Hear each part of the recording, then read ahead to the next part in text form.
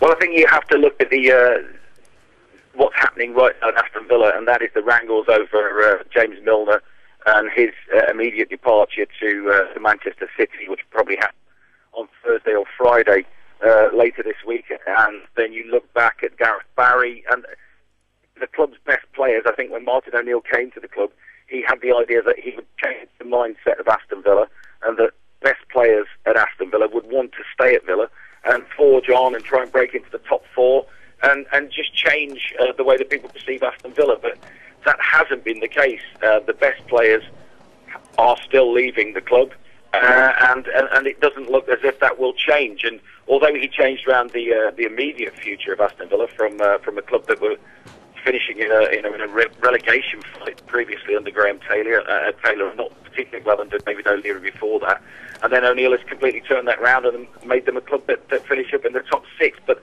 he wanted to push on. He thought, I think, when he first came to the club, that he would have the ability and the spending power to push on.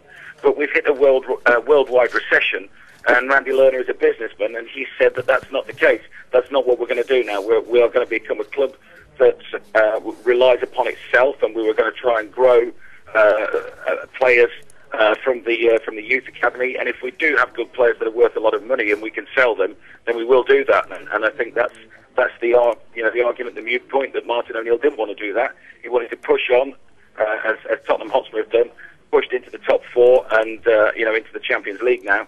And I don't think he thinks that Aston Villa will be able to do that while they've got a sell-to-buy policy. OK, just tell me about your reaction to this, because obviously at the end of last season there were rumours that it may well be the case that he would leave his position. Has this been bubbling over the course of the summer, do you think? Yeah, there have definitely become divisions at Aston Villa between the ground, which you would say is Randy Lerner, and then between the training ground, which is Martin O'Neill, because that's his domain. He's taken everything that he needs to rule the roost, and let's make no bones about it, over the last few years Martin O'Neill has run the club, because Randy Lerner bought the club. He didn't know too much about how football worked in this country, and Martin O'Neill has conducted a lot of the business. Now some of that power has been taken away from Martin O'Neill, and he doesn't like it. He wouldn't like it, and there's been a definite little shift of power back towards Villa Park from Martin O'Neill, and that has become a little bit of division. I think a lot of the handling of players has been taken over by Randy Lerner and the new chief executive Paul Faulkner. Selling of players has definitely come under their remit, as opposed to Martin.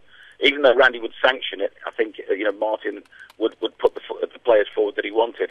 So things have changed, and we've been on a pre-season tour with them over the last couple of weeks. I've been to Ireland with them, and I've also been to Portugal.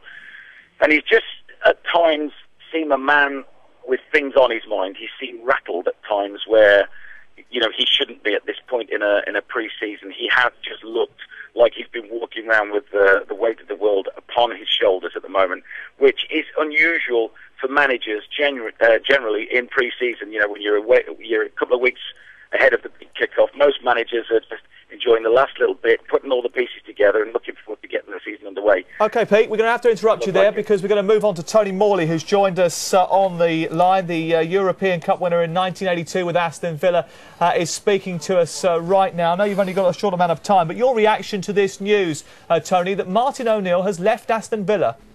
Yes, it's shock, complete and utter shock. I mean, you've just phoned me up and explained that to me. I just find it quite incredible. 4 or 5 days before the season starts. Obviously, things have been going on behind the scenes there, which we don't really know. We don't understand. But it's very, very similar situation. I was there with Ron Saunders. He'd just been manager a year. The team got to quarter-final of the European Cup, and he walked out. It just seems to be history repeating itself at Aston Villa. It's very, very strange. But I don't know if this James Milner situation has obviously made him change his mind. But obviously, something's gone on behind the scenes which your supporters don't know anything about, but a complete and utter shock, really. Yeah, I wanted to ask you about that James Milner issue, because you were one of the people saying that he probably should cash in on James Milner in order to rebuild his squad. How much do you think the influence of James Milner's, which now looks imminent departure, has had on this decision? I think it's probably had a major decision, but my opinion with James Milton was a personal one. I thought he was quite happy to turn around 6 months ago and say, I want to play for Aston Villa, and all of a sudden he doesn't want to play for them. I mean, if a player's head has been turned somewhere and he wants to leave the club, if he can get the top dollar for him and get some good replacements, do it. I mean, that was just a personal thing, but obviously things are going on behind the scenes there. I mean, all I can say to you, whoever takes Aston Villa over, it's got a fantastic football club. I mean, the club is run absolutely fantastic. I mean, the chairman's come and he's given, as far as we know, Martin O'Neill, wherever he wanted, he's built a fantastic stadium. Behind the scenes as good as anywhere in the country. And they've got a good squad of players. So, it's... I find it quite strange, but I think Martin probably might have been feeling the pressure. I think this season was going to be a big season for him. I think people expect him to fetch some silverware. He was so close last season, and he had his fingernails there on a couple of trophies and maybe the Champions League, and it just slipped away. Maybe this season he's just thinking, his best players are leaving. Can he really achieve what he's after? I don't think we'll ever know. Hopefully, Martin will sit down one day and have a press conference and let everybody know the real reason why he's leaving. What about the timing of this decision? Just 6 days before the start of the new Premier League season. It could have a massive impact, couldn't it? Big time. I mean, I just find it quite strange, man. I mean, he seems to be a very passionate person, Martin O'Neill. I don't personally know him well. Because he seems very passionate, but to walk out this so close to the season. I mean, obviously it's the players as well. Obviously they're going to try and get a manager as soon as possible. But saying that, they've got fantastic backup staff there. They could, nothing will change much. Nothing will change much at all. The manager will go. I think the coaching staff will stay there just to steady the boat. And he's got a great backup staff there. So I don't think nothing will change. It'll be a shock. But football, they'll go in for training tomorrow. They'll talk about it. They'll read the papers. They'll have their own little guessing game. And football's at the end of the day, that's the job. They get paid to play football. So they're professional enough to put that at the back of their minds and get on and try and do the business for Aston Villa. Tony, thank you very much for joining us. Cheers, thank you very much, mate. That's Tony Morley, who was part of the 1982 European Cup winning side, reacting to this afternoon's big breaking news. Yeah, Martin O'Neill has resigned as manager of Aston Villa with immediate effect. Kevin McDonald, the reserve team manager, has taken the role of caretaker boss. We'll be speaking to Paul Merson next.